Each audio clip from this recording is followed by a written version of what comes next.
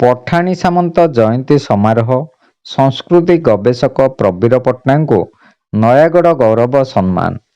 ବିଶ୍ୱ ବିଶ୍ରୁତ ନଭୋବିଜ୍ଞାନୀ ମହୋପାଧ୍ୟାୟ ସାମନ୍ତ ଚନ୍ଦ୍ରଶେଖର ଓରଫ ପଠାଣି ସାମନ୍ତଙ୍କ 191ତମ ଜନ୍ମ ସ୍ମାରକୀ ମହାସମାରୋହରେ ସ୍ଥାନୀୟ ଶ୍ରୀ ଜଗନ୍ନାଥ ମନ୍ଦିର ସମ୍ମୁଖରେ ଥିବା ଯଦୁମଣି ମଣ୍ଡପରେ ଅନୁଷ୍ଠିତ ହୋଇଯାଇଛି।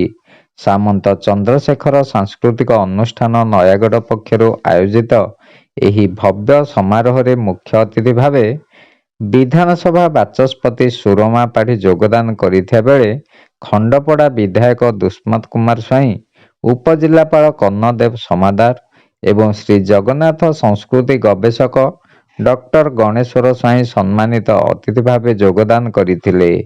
ଏହି ଅବସରରେ ଚଳିତ ବର୍ଷ ମର୍ଯ୍ୟାଦାପୂର୍ଣ୍ଣ ନୟାଗଡ଼ ଗୌରବ ବୌଦ୍ଧ ଓ ସଂସ୍କୃତି ଗବେଷକ ପ୍ରବୀର କୁମାର ପଟ୍ଟନାୟକଙ୍କୁ ପ୍ରଦାନ କରାଯାଇଥିଲା।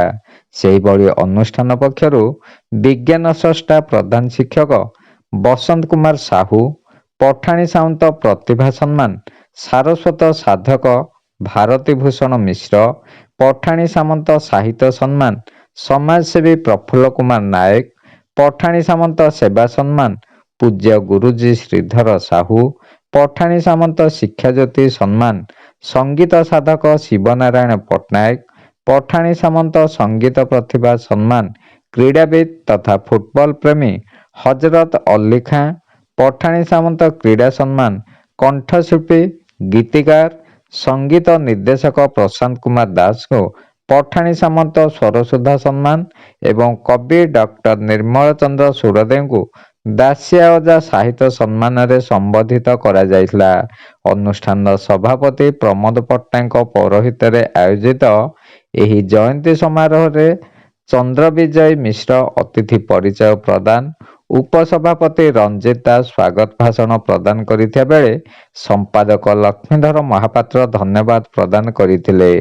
ସଭା ପ୍ରାରମ୍ଭରେ କୁଇଜ ମାଷ୍ଟର ଚନ୍ଦ୍ରବିଜୟ ମିଶ୍ରଙ୍କ ଦ୍ୱାରା କୁଇଜ ପ୍ରତିଯୋଗିତା ଏବଂ ଓଡ଼ିଶାର ବିଶିଷ୍ଟ ଓଡ଼ିଶୀ ନୃତ୍ୟଗୁରୁ ନିତ୍ୟାନନ୍ଦ ଦାସଙ୍କ ଦ୍ୱାରା ଏକପାଦୀ ଓଡ଼ିଶୀ ନୃତ୍ୟ ଉପସ୍ଥିତ ଦର୍ଶକଙ୍କୁ ବିମୋହିତ କରିଥିଲା।